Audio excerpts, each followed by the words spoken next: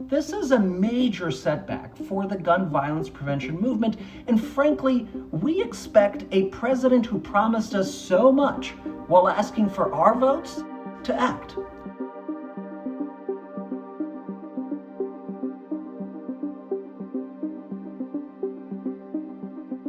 So here is how it started.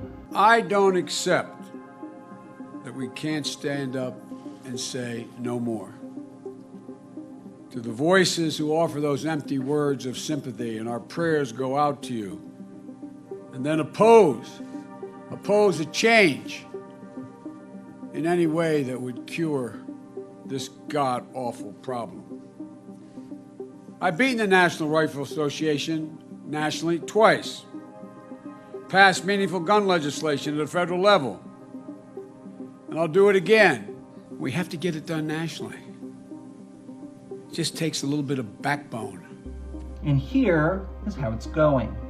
The White House is planning to pull its pick for the head of the ATF, the Bureau of Alcohol, Tobacco, Firearms, and Explosives. President Biden, remember, nominated David Chipman for that role back in April. But because of some of the things he said previously about changing the country's gun laws, Chipman has gotten opposition from every Senate Republican and drew some concern from a few moderate Democrats. We always knew this would be challenging. There hasn't been a confirmed ATF director in 6 years. You may be wondering how a president who promised to pass and enact the most robust gun violence prevention reforms in history was unable to get all 50 senators in his Democratic caucus to confirm a permanent director for the Bureau of Alcohol, Tobacco, Firearms, and Explosives, the federal agency primarily responsible for enforcing existing gun laws, during a period of rising gun homicides, no less. I'm wondering the same thing. Some have argued that the White House itself failed to prioritize the nomination.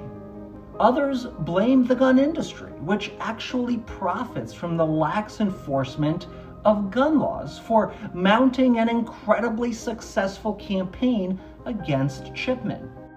It's probably a little bit from column A and a little bit from column B, but one thing is clear.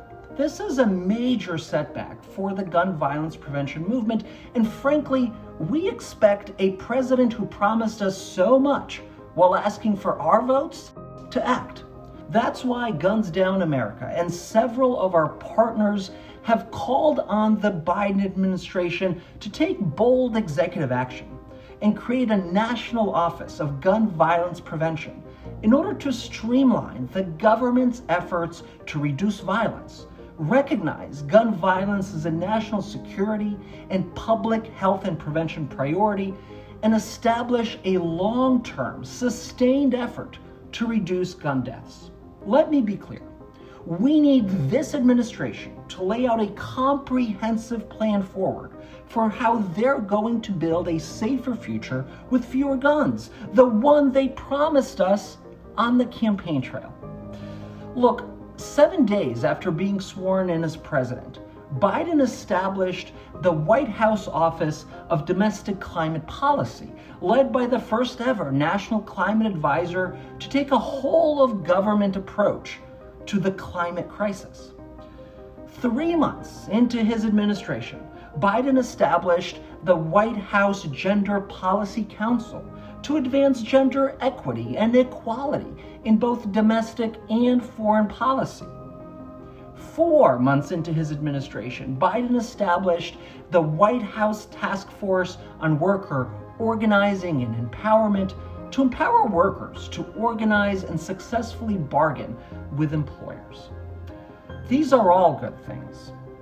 But gun violence, which kills over 40,000 Americans every single year, deserves no less priority and no less attention. As the ATF loss clearly demonstrates, we need someone driving this cause on a daily basis.